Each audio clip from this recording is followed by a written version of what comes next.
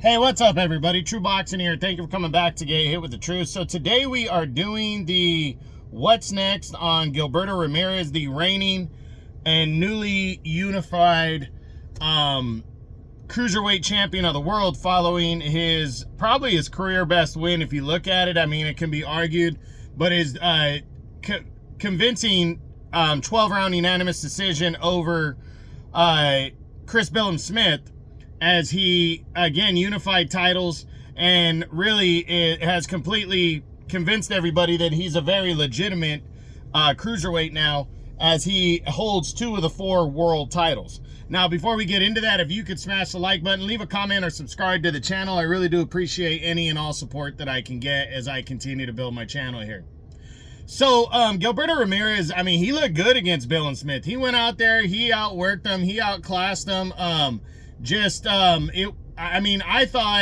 didn't think it was going to be, I wouldn't say one-sided, because Billiam-Smith was definitely landing shots, but Ramirez just kept putting it on him and landing really good shots, busting up Billiam-Smith, and it was just a great performance by Gilberto Ramirez. And now he is the unified cruiserweight champion of the world. So now the big question is, what's next for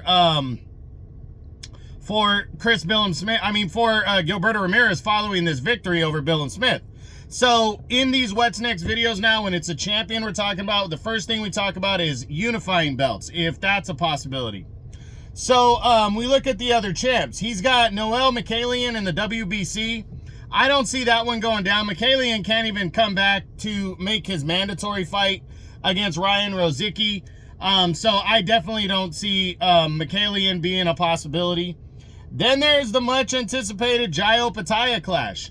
I do think it's possible that it could be next for Ramirez, but Ramirez was recently interviewed and said that he wants to fight Jayo Pitaya, but he's got to fight his mandatory former 2-time champ Junior Dorticos next.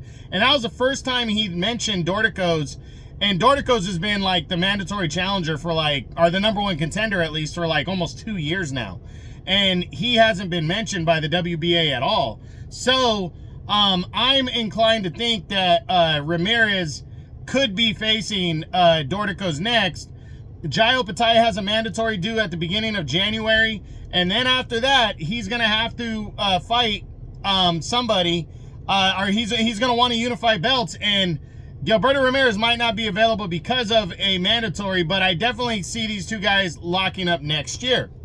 Now, any possible contenders, again, looking at the WBA, I believe Ramirez is going to be in mandatory mode. So I think Dorticos is likely the next option for Ramirez. He's probably, Dorticos is a former 2-time champ with a heavyweight punch. He's an older fighter now. He's probably, I think he's like 36, 37, but he can fight. Junior Dorticos fought in both World Boxing Super Series, went to the semifinals in the first one, suffered the first loss of his career, and then went to the finals in the second one, and was the favorite until he lost a unanimous decision to Myers Bradis, and that's how Bradis became the top guy. So Dorticos is a real banger, and he's a good fighter.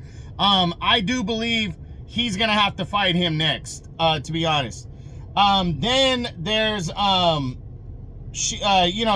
Clark, or Arsen Goulamirian in a rematch. I don't see that one.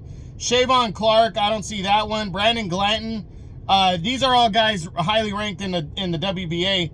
I don't see any one of these guys being an attractive fight. So what I think is, Ramirez is going to get his mandatory out of the way, and then I think which is Junior Dorticos, and then after that he'll focus on unifying belts. That's what I believe he's going to do. I really don't see any other options for him that make sense that are ranked in the WBA right now.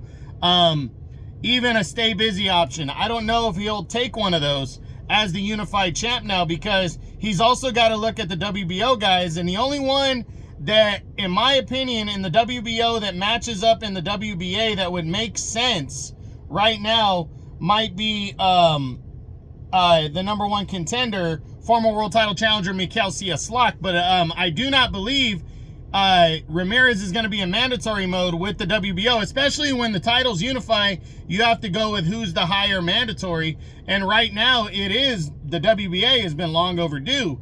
So, and technically Billiam-Smith made his mandatory in June when he fought Richard Riakporhe in their fight. So I don't believe a WBO mandatory is going to be in the cards. I really believe his next opponent is going to be Junior Dorticos, but there is an outside chance that he could attempt to unify against Jaio Pitaya instead. So I think it's going to be one of those two things. We'll see what happens. An outside shot that his #1 contender, Mikhail Cieslak in the WBO, gets the nod. But I really think it's going to be one of those three, but I'm really leaning towards Dorticos getting the shot against Gilberto Ramirez. So that's it. That's what I got. That's my what's next on newly crowned Unified Cruiserweight Champion of the World, Gilberto Ramirez, following his convincing 12-round unanimous decision victory over